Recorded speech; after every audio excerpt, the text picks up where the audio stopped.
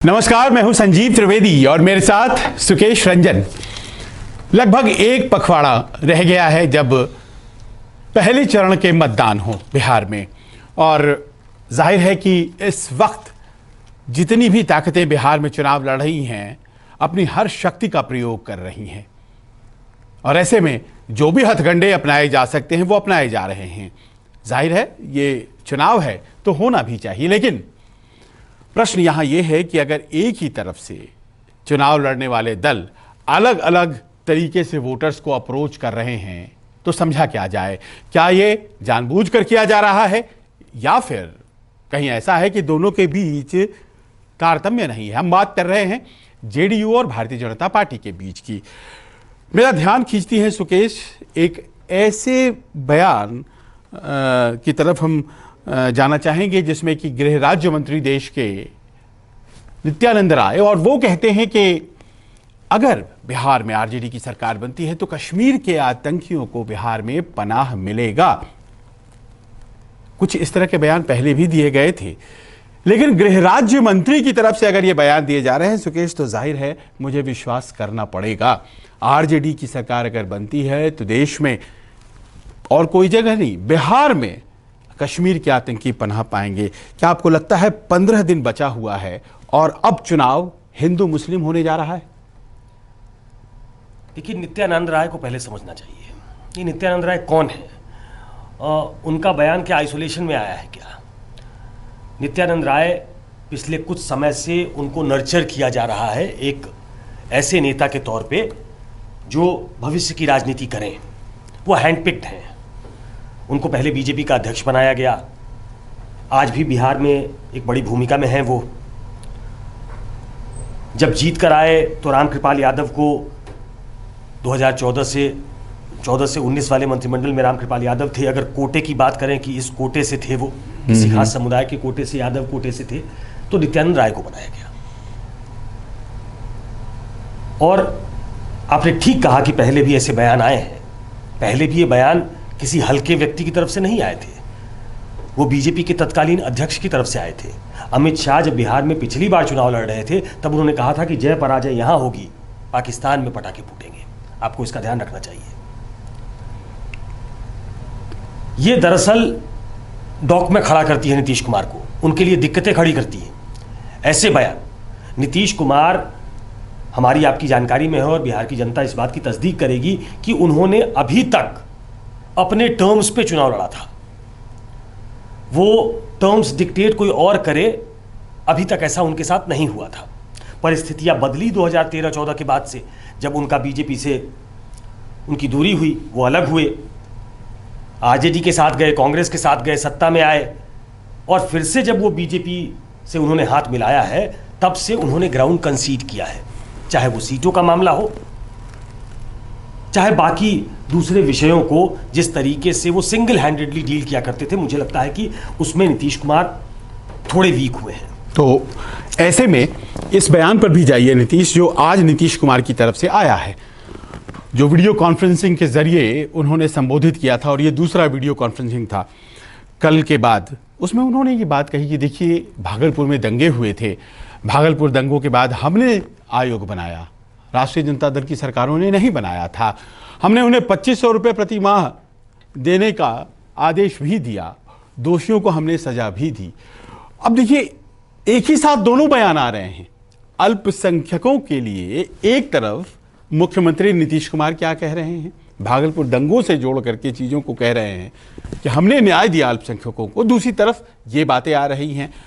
अब एक जेडीयू और एक बीजेपी, और दोनों के बीच तालमेल है, तो क्या हम ये समझें कि भारतीय जनता पार्टी जिन वोट बैंक तक पहुंचना चाहती है वो अपने तरीके से पहुंच रही है, नीतीश कुमार जिस तरीके से पहुंचना चाहते हैं वो अपने तरीके से पहुंच रहे हैं, और ये आपसी अंडरस्टैंडिंग के तहत हो रहा है, या फिर हम माने कि दोनों के बीच कोई तारतम्य नहीं है इस तरह के बयानों को लेकर? देखिए, ऐसा है कि दो पार्टियां चुनाव लड़ रही हैं, दोनों के बयान डायमेट्रिकली अपोजिट हो, और दोनों गठबंधन में हैं, सहज गठबंधन में है, ये चीजें पचती नहीं हैं। या तो उस पर विरोध होना चाहिए नीतीश कुमार का, जेडीयू की तरफ से विरोध होना चाहिए। उन्होंने ये नहीं कहा कि 2000, सिर्फ इतना ही नहीं कहा कि हमने भागलपुर दंगे वाले में जो आरोपी थे उनको उस केस को लॉजिकल कंक्लूजन तक पहुंचाया। उन्होंने यही नहीं कहा कि 2500 रुपए हमने जो प्रभावित परिवार थे उनको दिया। उन्होंने कहा कि 2013 में उसको बढ़ा के 2013 में उसको बढ़ा के 5000 किया हमने मदरसों में और स्कूलों में हमने एक उर्दू टीचर की अपॉइंटमेंट की बात की। हम चाहते हैं कि उर्दू पढ़ें। तो वो जिस कॉन्स्टिट्यूएंसी को एड्रेस करना चाहते हैं उनको लगता है कि वो कॉन्स्टिट्यूएंसी मुस्लिम समुदाय में एक वर्ग, एक तबका ऐसा है जो नीतीश कुमार को अपना हितैषी मानता है। जब तक वो इस बार बीजेपी के साथ जब उनका गठबंधन हुआ तो ये बीजेपी बड़ी हार्डकोर हिंदुत्व पार्टी के तौर पे एक बार फिर से उभर कर सामने आई थी, क्योंकि इसके मुखिया के तौर पे नरेंद्र मोदी को देखा जा रहा था। ऐसे में भी नीतीश कुमार उसको प्लेकेट करके रखना चाहते हैं। आज भी उन्होंने कहा कि क्राइम, करप्शन एंड कम्युनलिज्म, इससे हम समझौता नहीं कर सकते हैं। लेकिन जब इस तरीके के बयान आएंगे तो क्या नीतीश कुमार अपने इन बयानों को डिफेंड कर सकते हैं? अपने सहयोगियों के इन बयानों को डिफेंड कर सकते हैं क्या? और क्या ये सहयोगी जो बयान दे रहे हैं, ये इनका बयान कुछ हवा में आ गया है क्या? ये ट्रैक रिकॉर्ड है कि उनकी चुनाव लड़ने की जो कला है, जो उनका स्टाइल है, उसमें पोलराइज करने की एक बात आ जाती है घुमा फिरा के, और हर चुनाव में ये होता रहा है। क्या उस बीजेपी के साथ नीतीश कुमार सहज तौर पर चल सकते हैं? ये एक बड़ा सवाल उठा है और मुझे लगता है कल की एक बड़ी खबर ये होने वाली है बिहार के अखबारों को ले, तो उसको इसमें सुर्खियां बनेगी और नीतीश कुमार की पार्टी को जवाब देने में मुश्किल होगी कि बयानों का समर्थन करते हैं क्या? ये बिल्कुल सही कहना है आपका कि भारतीय जनता पार्टी की जो शैली है उस शैली के अनुरूप वो राजनीति बिहार में भी कर रही है। तो क्या ये जो छद्म है ये नीतीश कुमार की तरफ से है कि जानबूझकर चीजों को वो अपने वोट बैंक को एड्रेस कर रहे हैं? क्योंकि सुकेश, सारी जो सीटें होती हैं मुस्लिम बहुल वो जनता दल यूनाइटेड लड़ती है, तो जाहिर है उनको इस तरह की बातें बोलने की जरूरत है, तो वो इस तरह की बातें बोल रहे हैं। तो क्या आप जैसा कहते हैं कि उन्होंने कंसीड किया है, सीटों के मामले में भी कंसीड किया है और भी चीजों में अगर कंसीड किया है, तो क्या ये आइडियोलॉजी के मामले पर क्या जो उनका दृष्टिकोण हुआ करता था, अगर आरजेडी ये सवाल करती है कि क्या नीतीश जी ने इस मामले में भी कंसीड किया है सत्ता के लिए, तो गलत क्या होगा? नहीं, आरोप बिल्कुल सही होगा उन पे, और ये इन आरोपों का जेडीयू को जवाब देना पड़ेगा। वो सीधा सीधा कन्फ्रंटेशन तो मोल नहीं ले सकते क्योंकि साथ में चुनाव लड़ रहे हैं, लेकिन अभी तक वो ऐसी स्थिति में थे कि उनके इशारे पे ही बिहार में कैंपेन होता था। बिल्कुल, मैंने ये भी देखा है कि वहां छोटे मोदी थे, बड़े मोदी का प्रवेश वर्जित था, लेकिन आज वो प्रधानमंत्री है, वो स्टार कैंपेनर है और नीतीश कुमार उनके साथ मंच साझा करने वाले हैं। ये भी जानकारी की करीब 1-8 दर्जन सीटों पे हो सकता है दोनों साथ कैंपेन करें। लेकिन जब इस तरीके की बातें होंगी वो प्रधानमंत्री के मुख से नहीं होंगी। अभी तक प्रधानमंत्री ने ऐसा बयान नहीं दिया है, लेकिन पार्टी का कोई बड़ा नेता जो बिहार में कैंपेन करते हुए इस नैरेटिव को अगर आगे बिल्ड करता है तो वो नीतीश कुमार के लिए नुकसानदेह है। ये हैंड इन ग्लव होके नहीं हो सकता। नीतीश कुमार को ये बयान नुकसान पहुंचाएंगे। नीतीश कुमार को, नीतीश कुमार की पार्टी को इस बात का ज्ञान होगा। मुझे लगता है कि अब तक ये बात कम्युनिकेट की गई होगी और आपस में एक सामंजस्य बनेगा। अगर दोनों सहज तौर पे गठबंधन में हैं और उस गठबंधन को जमीन पे कोहेसिव गठबंधन के तौर पे दिखना है, तो उनको इन बातों का ध्यान रखना पड़ेगा कि जो उनका वोटर है, अभी तक बिहार में ऐसी भाषा, वो वोट फेचिंग लैंग्वेज नहीं थी, पर उससे वोट नहीं आते हैं ऐसा मानकर चला जाता था।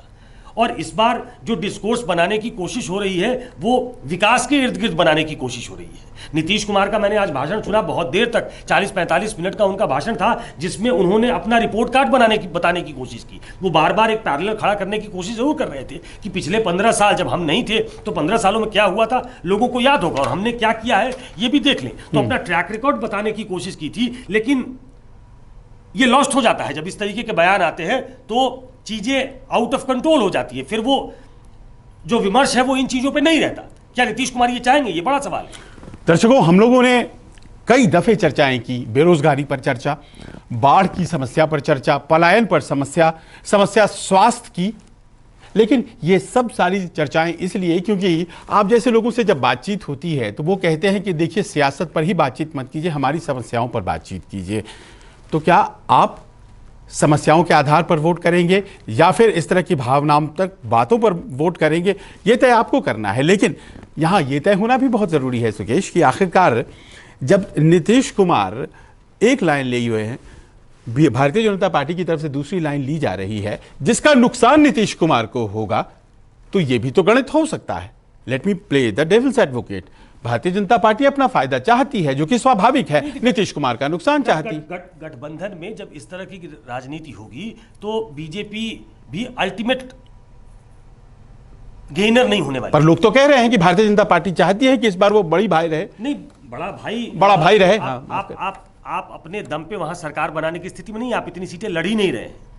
और जब आप गठबंधन के सरकार की बात करते हैं, प्रधानमंत्री से लेकर तमाम लोग जब जाएंगे और नीतीश कुमार को एक ऐसा व्यक्ति बनाकर वहां पेश करने की कोशिश करेंगे एक बार फिर से कि उनके नेतृत्व में ही विकास हुआ है बिहार का और हम आगे की विकास की जो श्रृंखला है वो इनके नेतृत्व में ही आगे बढ़ाना चाहते हैं, तो मुझे लगता है कि बीजेपी जानबूझकर अपनी गाड़ी को पीछे नहीं ले जाना चाहेगी। ये एक एबरेशन की तरह हो सकता है, ये सोची समझी रणनीति का हिस्सा है। मुझे अभी भी इसमें शक है। हालांकि बीजेपी को समझने वाले, जानने वाले ये कहेंगे कि ऐसे ही नहीं है कि बीजेपी का बयान चुनावों के समय में ऐसा आ जाता है, कभी गिरिराज सिंह की तरफ से, कभी नित्यानंद राय की तरफ से, कभी टॉप लीडरशिप जो थी अमित शाह की तरफ से। लेकिन याद रखिए अमित शाह ने वो बयान कब दिया था? जब आरजेडी और जेडीयू और कांग्रेस का गठबंधन था, वो एक इतर गठबंधन में थे और वो एक बड़ा चंक जो वो हिंदुओं को एक करने के लिए एक ऐसा बयान आया था कि जो छोटी जाति बड़ी जाति के बीच जो लड़ाई हो रही है उसमें अगर सारे पिछड़े एक साथ हो गए, क्योंकि ये नैरेटिव बिल्ड करने की कोशिश की गई थी जब आरजेडी और जेडीयू सत्ता में थी कि सारे पिछड़ों को एक साथ कर ले, फिर बीजेपी माइनॉरिटी में दिखती है। तो वो एक कैलकुलेटेड बयान था कि उन वोटों में तोड़ किया जाए, उन वोटों में सेंध लगाई जाए। आज की तारीख में ऐसी स्थिति नहीं है, तो मुझे लगता है कि इन बयानों से परहेज किया जाएगा। ऊपर के स्तर पे ये चीजें कंसल्टेशन में होगी, मुझे ऐसा लगता है। आप पिछली बार की बात कर रहे हैं, पिछली बार में तो आपकी ही बातों से अगर ड्रॉ करूं तो समझ में भी आती है कि क्यों इस तरह का बयान दिया गया था। क्यों दिया गया था? क्योंकि एक निश्चित समुदाय जो है वो एक ही तरफ था और एक निश्चित वोट बैंक एक तरफ था, उसके खिलाफ गोलबंदी करने के लिए इस तरह के बयान दिए अगर जा रहे हैं तो पॉलिटिकली वो भारतीय जनता पार्टी की सियासत को सूट करने वाला बयान है। उन्होंने कोशिश की, सफल नहीं हुआ। पर अभी तो आपके साथ जनता दल यूनाइटेड है जो उस वक्त उस तरफ था, अभी आप बयान दे रहे हैं, पहली बात। दूसरी बात, गिरिराज सिंह जो इस तरह के बयानों के लिए जाने जाते हैं, ऐसा नहीं है कि नित्यानंद राय इस तरह के बयानों के लिए जाने जाते हैं, गिरिराज सिंह जाने जाते हैं इस तरह के बयान। उन्हें पिछले कुछ महीनों से हम पा रहे हैं कि वो साइलेंट हैं, इस तरह की बातें वो नहीं बोल रहे हैं और अचानक से, और अभी भी वो नहीं बोल रहे हैं, वो भी प्रचारक हैं और वो भी, उनके ऊपर भी दायित्व होगा कि चुनाव जिताना है कुछ लोगों को। ऐसे में ये बयान गृह राज्य मंत्री की तरफ से आए और जाहिर है आप भी जानते हैं सुकेश की अमूमन इस तरह के बयान जब दिए जाते हैं तो बड़ा सोचा समझा जाता है इस तरह की बातों को बोलने के पहले। नेताओं को भी अब पता लगने लगा है कि हेडलाइन क्या होगी, तो हम माने कि ये मुंह से निकल गया होगा। नहीं, मैं ये नहीं कह रहा हूं मुंह से निकल गया होगा, मैं तो शुरू से कह रहा हूं कि एक डिजाइन होता है और बीजेपी के जब नेता भाषण देते हैं तो उनके बैक ऑफ द माइंड ये चीजें होती है। उसको राष्ट्रवाद से जोड़ना, एक ऐसी भूमिका में आना कि जो एक देश को कमज़ोर करने वाले जो लोग हैं हम उनके संघारक के तौर पे हैं, हम एक तरीके से सीमा पे प्रहरी के तरह खड़े हैं। ये भाषा बीजेपी के अमूमन नेताओं की होती है। मैं कह रहा हूं कि ऐसी भाषा जब आपको कमज़ोर करती है, आपके प्रॉस्पेक्ट्स को मिनिमाइज करती है, क्योंकि ये तो चल ही रहा है, चर्चा में ये बात है कि भारतीय जनता पार्टी चाहेगी कि ज़्यादा सीटें उन्हें आए ताकि एक मॉरल अथॉरिटी, बावजूद इसके कि वादा कर दिया गया है नीतीश जी से, मॉरल अथॉरिटी उसके पास रहे कि देखिए हमारे पास ज़्यादा सीटें हैं। लेकिन अब इसका असर आरजेडी पर क्या होगा, क्योंकि ये भी बहुत बड़ा प्रश्न है। इस तरह के बयानों का केवल एनडीए के भीतर असर हो ऐसा नहीं है। आपको लगता है कि जो कंसोलिडेशन है आरजेडी के फेवर में वो परहैप्स ज़्यादा होगा, या फिर आपको लगता है कि जो ओवैसी फैक्टर है और तमाम वो दूसरे फैक्टर्स हैं वो कमज़ोर होते हैं? क्योंकि इस तरह के अगर बयान दिए जाते हैं तो सबसे सेफ बेट है अल्पसंख्यक जाहिर है उधर जाएंगे। तो आरजेडी तो इसमें विन विन सिचुएशन में है। मैं पहले भी कह चुका हूं, आपके साथ इन्हीं कार्यक्रमों में कह चुका हूं कि लोग ओवैसी की तरफ, किसी और गठबंधन की तरफ तब देखेंगे जब इस विपक्ष से उनको उम्मीदें खत्म हो जाएंगी, अगर वो परफॉर्म करता हुआ नहीं दिखेगा। नहीं तो एक गठबंधन, एक बीजेपी जेडीयू, मैं मूलतः दो पार्टियों का गठबंधन मानता हूं, दो छोटी पार्टियां हैं इसमें, तो बीजेपी जेडीयू का गठबंधन, एक तरफ कांग्रेस आरजेडी और लेफ्ट का गठबंधन है। ये दोनों मजबूत गठबंधन है अगर कागज पे आप वोटों के प्रतिशत को जोड़ लें। जो सत्ता के साथ नहीं है, जो प्रेजेंट डिस्पेंसेशन के साथ नहीं है, वो उस तरफ नेचुरली इंक्लाइंड होते हैं जो उनका चैलेंजर होता है, जो उनको हराने की स्थिति में होता है। तो ऐसे बयानों से उनको और बल मिलेगा, क्योंकि जो छिटके हुए वोट हैं वो शायद और एकजुट होकर तेजस्वी के पक्ष में खड़ा हो जाता है, आरजेडी के पक्ष में खड़ा हो जाता है, क्योंकि वो स्वतः उनको हराने वाला मानता है, वो अपना वोट वेस्ट करना नहीं चाहेगा, तो वो एक तरफ कंसोलिडेट हो जाएगा। तो ये मैं कह रहा हूं कि विन विन सिचुएशन। तो ऐसे बयान तेजस्वी को एक स्ट्रॉन्गर पोजीशन में खड़ा करते हैं। देखिए कितनी मजेदार बात है। भारतीय जनता पार्टी को हो सकता है कि इस बयान से फायदा हो, लेकिन नुकसान जेडीयू का और फायदा आरजेडी का। अब देखते हैं कि ये प्ले आउट इस तरह से करता है या नहीं करता है। कल बहुत महत्वपूर्ण दिन है, 14 अक्टूबर का दिन है, क्योंकि तेजस्वी यादव चीफ मिनिस्टर के चेहरे हैं और वो नामांकन अपना करने जा रहे हैं राघोपुर से। एक बहुत चैलेंजिंग सीट मानी जा रही है। और इसके अलावा कल एक और ख़ास बात होने जा रहा है, और वो ये है कि बिहार चुनाव समिति जो है कांग्रेस की, वो बैठक करेगी और हम देखेंगे कि क्या उसमें अखिलेश सिंह, सदानंद सिंह और मदन मोहन झा हैं या नहीं है। चर्चा है कि उन्हें निकाल दिया गया है। ये सब चीज़ें आपको हम कल बताएंगे। फिलहाल आज इतना ही, हमें दीजिए इजाज़त, और समर्थन, सहयोग, सब कुछ इसी तरह बरकरार रखिए। नमस्कार, मैं हूं मानक गुप्ता। अगर आपको हमारा ये वीडियो पसंद आया हो तो इसे लाइक और शेयर जरूर करें, और हां, हमें सब्सक्राइब और फॉलो करना ना भूलें, ताकि आप देश और दुनिया की कोई खबर मिस ना करें। तो जुड़े रहिए हमारे साथ और देखते रहिए News 24।